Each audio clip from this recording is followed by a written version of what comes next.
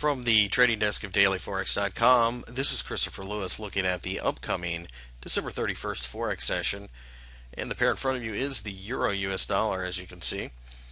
And the Friday session left a little bit to be desired, although we did see a little bit of strength later in the day. You can see that we fell and bounced off the 131.50 level again. This is an area that is obviously supportive, and before then was obviously resistive.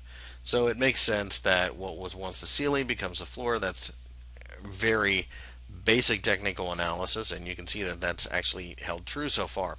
Now the real question is, why are we sitting still? Because you can make a case for serious resistance at 133, and there are some definite reasons for this, one of which would be the fiscal cliff talks in the United States. Nobody really knows how that's going to play out, and because of that, we don't know whether it's a risk on or risk off type situation.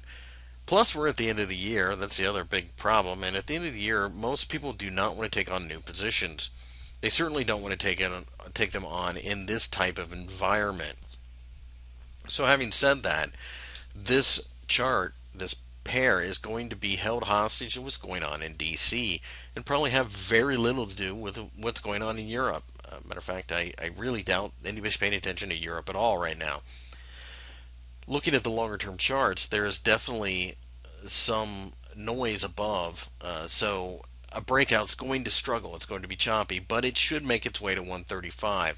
Might take a little longer than you would anticipate just because of all the noise on the longer term charts. But having said that, there's also the possibility that we eventually see some type of fiscal cliff resolution that the market actually likes, and we may actually find this pair chewing through those levels. It depends on how much the market likes it, I guess, and that's really the most difficult thing to gauge right now. So having said that, really the only thing we can do is fall back on basic technical analysis. The area that we've been in has been obvious consolidation, so really all you can do at this point in time is buy if we break out to the upside or sell to the downside. Now to the upside, we need to see a daily close above the 1.33 level in order to call for a buy signal.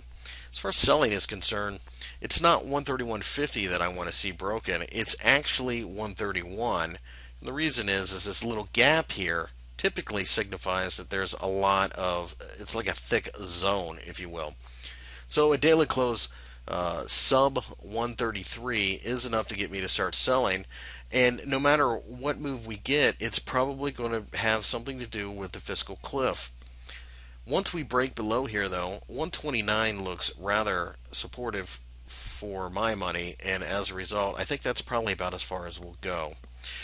By then, more than likely, we will have seen, a breakdown here is almost going to have to do with some kind of bad news coming out of DC, and we sell off pretty sharply, and then all of a sudden Congress will get its act together.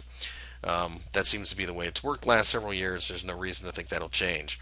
If we break 129, 127 looks very supportive as well. So we've got a couple different levels to play with, but the most important thing is breaking out of this box and seeing it on a daily close.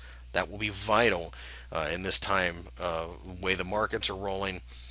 We've been getting whippy stock market sessions, bad news in the morning, good news in the afternoon, or vice versa. So definitely the daily close will be vital going forward in this pair.